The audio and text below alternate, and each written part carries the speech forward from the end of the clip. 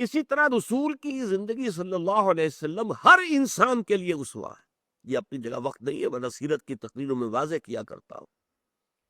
کسی پہ سالار کے لیے، صدر ریاست کے لیے، اور چیف جسٹس کے لیے، ایک داعی کے لیے، مبلغ کے لیے، مربی کے لیے، مزکی کے لیے، امام کے لیے، خطیب، ہر حیثیت میں باپ کے پہلو سے، شوہر کے پہلو سے اسوہ ہے، کامل اسوہ ہر انسان کے لیے، اسوہ حسنہ.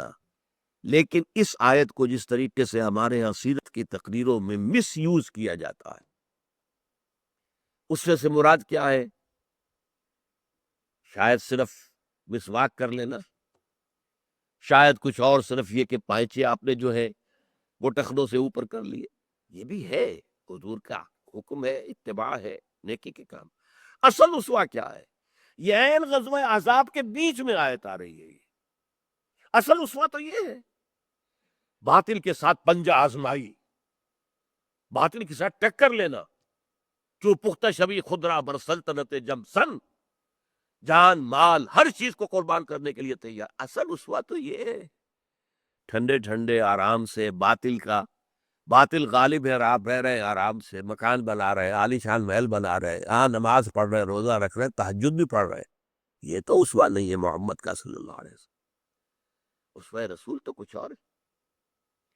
آپ نے تو قوت جمع کی ہے. پہلے 12 برس مکے کے اندر جو ہے آپ نے دعوت، تبلیغ، تربیت، تزکیہ، یتلو علیہم آیاتہ ویزکیہم ویعلمہم الکتاب والحکمہ، انہیں منظم کیا، سمع و طاعت کا خوگر بنایا.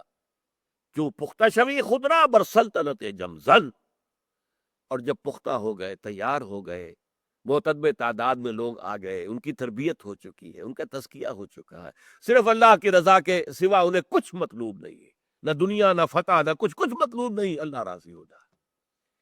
پھر اس جماعت کو ٹکرایا باطل کے ساتھ اور سخت ترین مراحل میں سے گزرے. تو یہ ہے اسوہ اصل میں محمد رسول اللہ کا. ہم نے کن چیزوں کو اسوہ سمجھ لیا ہے اور بڑے خوش ہو جاتے ہیں کہ ہم اسوہ رسول پر عمل پیرا ہے. اسوہ رسول کے موضوع پر ایک بڑی ضخیم کتاب ہے، ایک صوفی بزرگ ہمارے گزرے، میں نام نہیں لینا چاہتا، انہوں نے لکھی ہے کتاب اسوہ. ان میں صرف یہی ہے کہ آپ سرما کیسے ڈالتے تھے، آپ کلی کیسے کرتے تھے. یہ چیزیں جو ہے یہ اسوہ رسول ہے. میں ان چیزوں کی نفی نہیں کرتا، یہ بھی ٹھیک ہے، انسان جتنا بھی حضور کے نقش قدم کی پیروی کرے وہ بہتر ہے، اچھا ہے، اعلیٰ ہے. لیکن اصل چیز جو ہے اس کو تو نظر انداز نہ کرے.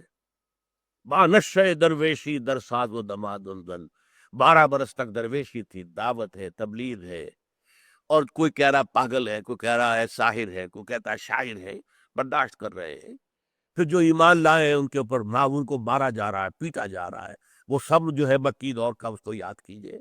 ان کو تربیت دی گئی ہے حکم ماننے کی اور سمع و طاعت کی.